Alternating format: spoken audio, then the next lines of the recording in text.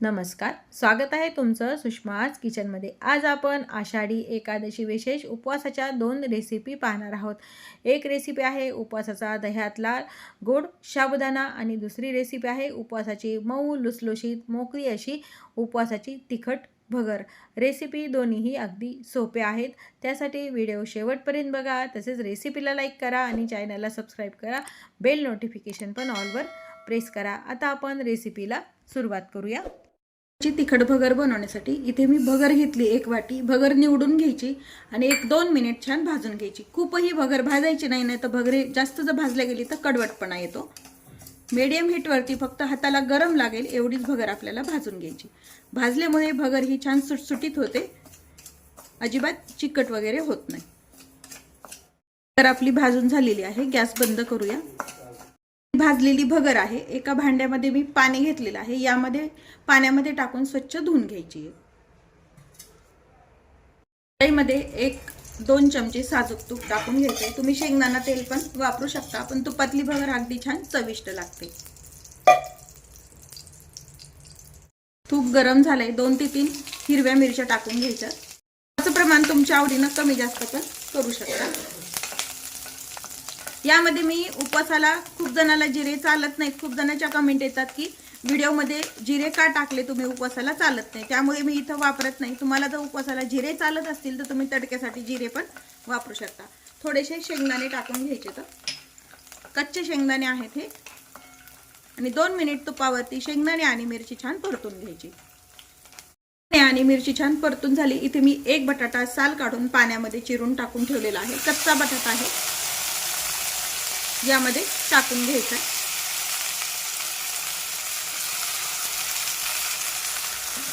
मी पुन्हा छान परतून घ्यायचं। अर्धी वाटी शेंगदाणा कूट टाकून घ्यायचं, भाजून केलेले शेंगदाण्याचं कूट आहे हे। ज्या वाटीनं आपण भगर घेतलेली आहे त्या वाटीनं 2.5 वाट्या भगर शिजण्यासाठी आपल्याला पाणी टाकून घ्यायचे। चवीपुरतं मीठ टाकून घ्यायचंय, उपवासाचं साखर। ही जी भगर आपण पाण्यात टाकून घेतलेली होती त्याचं पाणी पूर्ण काढून घ्यायचंय। पाण्याला छान उकळी आलेली आहे, ही धुवून घेतलेली भगर आपल्याला पाण्यामध्ये टाकून घ्यायची आहे।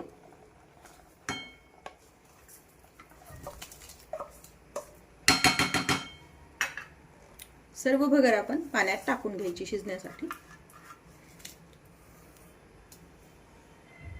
भगर टाकून घेतली, एकदा चमच्याने हलवून घ्यायचे आणि व्यवस्थित छान आपल्याला भगर ही शिजून घ्यायची। भगर टाकल्यानंतर एक उकळी येऊ द्यायची आणि झाकण ठेवून भगर आपल्याला शिजून घ्यायची। छान उकळी आली आहे, झाकण ठेवायचे, गॅस मीडियम ठेवायचा आणि भगर आपल्याला छान शिजून घ्यायची। झाकण काढून पाहूया, भगर थोडीशी हलवून घ्यायची आपल्याला। पाहू शकता अगदी मोकळी मोकळी ही भगर छान तयार होते। भगर छान हलवून घेतली आहे, पुन्हा झाकण ठेवायचे आणि एक छान वाफ येऊ द्यायची। गॅस मात्र एकदम कमी ठेवायचा। आता झाकण काढून पाहूया, भगर आपली छान तयार झालेली आहे। गॅस बंद करून घेऊया। भगर शिजून झाली, व्यवस्थित मस्त रवाळ असं घरचं साजूक तूप टाकून घेते मी। साजूक तुपाची रेसिपी तुम्हाला हवी असेल तर कमेंटमध्ये नक्की सांगा, आणि थोडंसं झाकण ठेवायचं म्हणजे साजूक तुपाचा छान भगरीला वास लागतो। उपवासाची झटपट तिखट भगर आपण तयार करून घेतलेली आहे। आता आपण झटपट असा दही साबुदाणा कसा बनवायचा ते पाहूया। उपवासाचा आपण दही साबुदाणा बनवतोय, त्यासाठी इथं मी कमी आंबट असं 2 ते 3 चमचे दही घेतलेलं आहे एका बाउलमध्ये। यामध्ये आपल्याला 2 चमचे साखर टाकायची, जसं तुम्हाला गोड आवडतं तशी तुम्ही यामध्ये साखर वापरू शकता। थोडीशी वेलची पूड आणि दह्यामध्ये साखर छान विरघळवून घ्यायची। हे थोडं घट्ट आहे, त्यामुळे उगी 2 चमचे यामध्ये पाणी टाकून घ्यायचे।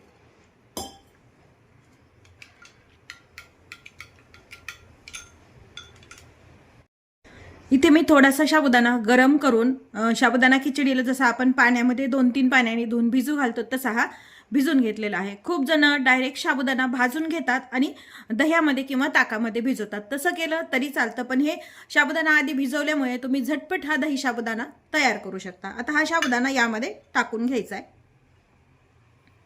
1 वाटी भिजवलेला साबुदाणा असेल तर अर्धी वाटी साधारण दही वापरायचे आणि मिक्स करून घ्यायचे. हा खूप जण फक्त गोड करतात, काही जण याच्यात मिरची वगैरे घालून तिखट पण तुम्ही बनवू शकता, म्हणजे मीठ वापरून पण बनवू शकता. आता हे छान मिक्स झालेलं आहे. इथे मी साजूक तूप गरम करून घेतले आणि काजू, बदाम आणि पिस्त्याचे काप करून घेतलेले आहेत. आपण हा गोड साबुदाणा बनवतोय त्यामुळे याच्यात मी ड्रायफ्रुट्स वापरते. जर तुम्ही तिखट साबुदाणा बनवायचा असेल तर यामध्ये मिरची आणि थोडंसं जिरे चालत असतील तर त्याचा तुम्ही तडका देऊ शकता. यावरती थोडेसे ड्रायफ्रुट्सचे काप तुपावरती भाजून घ्यायचे. तर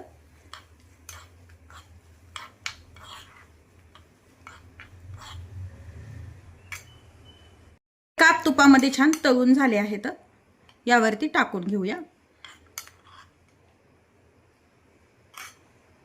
छान मिक्स करून घ्यायचे. 5 मिनिट दह्यामध्ये मुरू द्यायचा आणि लगेच खायला घ्यायचा. जर तुम्ही कच्चा साबुदाणा भाजून टाकला असता तर तो जास्त वेळ मुरायला लागतो. हे इन्स्टंट तुम्ही दही साबुदाणा तयार करू शकता.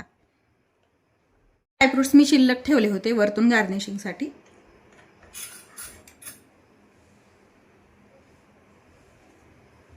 आहे आपला गोड दही साबुदाणा. फक्त गोडासोबत थोडंसं तिखट हवं म्हणून मी घरचे आपले सांडगे तळलेले आहेत साबुदाणा बटाट्याचे तोंडी लावण्यासाठी आणि थोडेसे वेफर्स बटाट्याचे. आषाढी एकादशी विशेष उपवासाच्या दोन्ही झटपट रेसिपी आपण तयार करून घेतल्यात. या रेसिपी तुम्ही कोणत्याही उपवासाला नवरात्रात श्रावण महिन्यामध्ये पण तयार करू शकता. फक्त श्रावणी सोमवारी भगर तुम्ही खाऊ शकत नाही, त्यामुळे फक्त दही साबुदाणा अगदी झटपट तयार करू शकता. रेसिपी तुम्हाला कशी वाटली कमेंटमध्ये नक्की सांगा. तसेच रेसिपीला लाईक करा, चॅनलला सबस्क्राईब करा आणि बेल नोटिफिकेशन पण ऑलवर प्रेस करा. अशाच नवीन रेसिपीसोबत पुन्हा भेटूया. तोपर्यंत बाय बाय. व्हिडिओ पाहिल्याबद्दल धन्यवाद.